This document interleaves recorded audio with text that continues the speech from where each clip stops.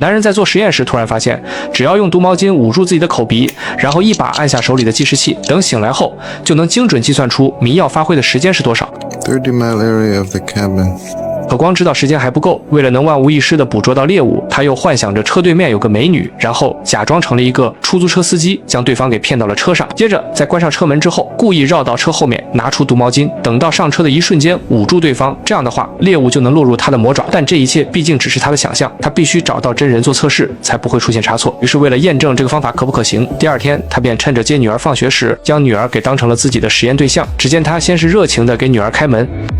然后在上车后又贴心地关闭了车门，接着再迅速用另一只手捂住了女儿的鼻子。果不其然，事实还真的如他所料，没有防备的女儿全部中招。而当确认了自己的计划可行之后，男人便信心十足地来到了大街上，开始到处物色狩猎对象。很快他就发现了一个金发碧眼的美女，他本想将对方给骗到车上，可不料对方的警惕性太强，直接以自己晕车为由拒绝了搭乘他的车子。眼看着到嘴的猎物离自己远去，男人瞬间就感到一阵深深的失落，但他并没有因此而放弃。联想到自己可能是因为太着急了之后，男人便上车重新调整起了情绪。等到自己的心率到达稳定状态的时候，他就又在路边搭讪起了过路的美女。果然，这样冷静下来之后，一个女人真的表示愿意坐他的车，可男人却没有半点喜悦，因为对方正是女儿的班主任，对自己家里的情况了如指掌，所以他没必要去惹这个麻烦。于是便谎称自己有急事为由，找了一个借口迅速离开了。尽管接二连三的失败让他十分苦恼，但同时他的好运也开始到来，因为就在他来到一处加油站时，一个年轻女孩就表示愿意搭乘他的车。看到对方一屁股坐到了副驾驶，男人便瞬间意识到猎物上钩了，于是便悄悄来到车后面，拿出毒毛巾，准备对车里的女孩下手。可不料，就在他打算行动时，他的鼻子却突然奇痒无比，想打喷嚏。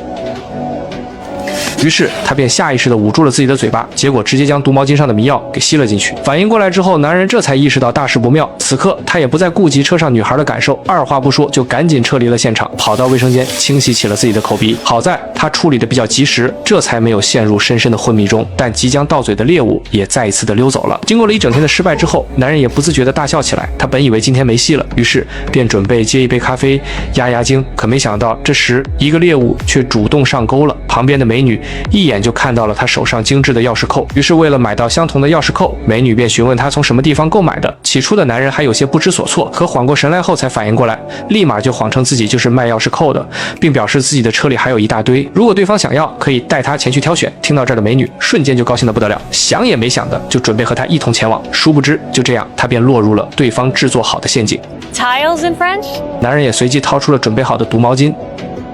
Could you get in and give me a hand? 起初的美女还感觉有些不对劲，可看到男人车里和家人的温馨合照之后，她也渐渐放下了戒备。不曾想，他刚坐到车上，男人手里的毒毛巾就捂了过来。男人只是带着女友出门度个假，可就在女友去一个加油站上厕所后，他就再也没有见到过女友。由于迟迟等不到女友从厕所回来，男人也似乎意识到了一些不对劲，于是便走到了加油站里寻找起来。可他找遍了每个角落，都始终没能发现女友的身影。来不及多想，男人又冲到了外面到处寻找，结果也都是一无所获。没有办法，杰克只好将女友的照片递给加油站收银员，询问他有没有见过这个女孩。没想到收银员还真看到了这个女孩来上厕所，但一眨眼的功夫就不见了。意识到女友可能遭遇了绑架，杰克迅速拨打了报警电话，希望警员能帮忙寻找一下失踪女友。可在这个加油站凭空消失了一个人，怎么可能？看到杰克这么激动，警员只能让他暂时回去等待消息。没想到杰克这一等就是整整3年。由于迟迟等不到女友的消息，杰克只好在大街上张贴寻人启事，晚上则来到酒吧里借酒消愁。没想到在此期间，他竟被一名酒吧里的工作人员看上了，并且他们两人的关系迅速升温。可尽管如此，他依旧没有放弃寻找失踪女友，又打算通过新闻媒体来寻找女友。然而让他不知道的是，当初绑架他女友的变态大叔现在正一脸得意地坐在电视机跟前，十分享受着这种拿捏人的快感。而他那失踪女友也早已被他用迷药迷晕之后残忍杀害，但他变态的心理依旧没有得到满足。当看到杰克又认识了一名新的女友之后，大叔便又开始跟踪起了他们，甚至还趁着这天杰克不在家时，悄悄溜到了他女友的住所，准备将他的新女友也给迷晕。可就在他打算动手的时候，丽莎却突然接到了一个电话，然后就急匆匆地离开了家门。恰好就在这时，杰克也赶回了家。此时的他还浑然不知，变态大叔现在还没有离开。Hello, Jeff. 看着杰克为寻找失踪女友急得焦头烂额，大叔也不再选择隐瞒，二话不说就将他女友的钥匙扣亮了出来，说他前女友就是他当初绑架的，但如果他想知道前女友的事情，就必须跟他走一趟。听到这儿的杰克再也忍受不住，直接就狠狠地教训了大叔一顿。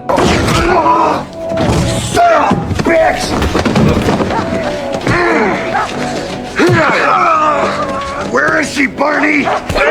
谁知大叔被打后，非但没有反抗，反而还乐此不疲，因为他十分享受被人打的感受。看着大叔站起来后，默默地转身离开，并且警方找了3年也没找到前女友。杰克也深知，这或许是知道失踪女友下落的唯一机会。就这样，他明知这一去必定九死一生，他还是冒着生命危险坐上了大叔的车。男人本想跟随仇人去见3年前失踪的前女友，可仇人却将他带到了前女友曾经失踪的加油站，然后二话不说就给他倒了一杯咖啡，并表明这里面放了大量的安眠药，扬言只要杰克一口喝下去，就将他失踪女友经历了什么告诉他。可杰克也不是傻子，他知道一旦喝下这杯毒咖啡，或许自己就再也见不到明天的太阳了。可为了解开前女友失踪的谜团，杰克还是一口气将咖啡吞进了肚子里，而很快杰克就彻底陷入了昏迷。等到他一觉醒来之后，他就发现自己竟被困在了一口棺材里，无论他如何呼喊，都始终得不到任何回应。直到这时，杰克才意识到自己被对方耍了，但现在却早已为时已晚，因为仇人大叔已经将棺材给深深埋入了地下。本以为故事到这里就已经结束了，殊不知此时杰克的现女友丽莎由于最近总感觉杰克有些不对劲，于是便悄悄从后面跟踪了上来。可不料他刚来到这里就被大叔逮住，眼看着自己就将被毒毛巾捂晕，丽莎一个箱子就将大叔砸倒在地，然后拼了命的就往树林里跑。就这样，两人便在树林里展开了一场猫鼠游戏。就在大叔有些晕头转向之际，丽莎一棍子就将他打倒在地，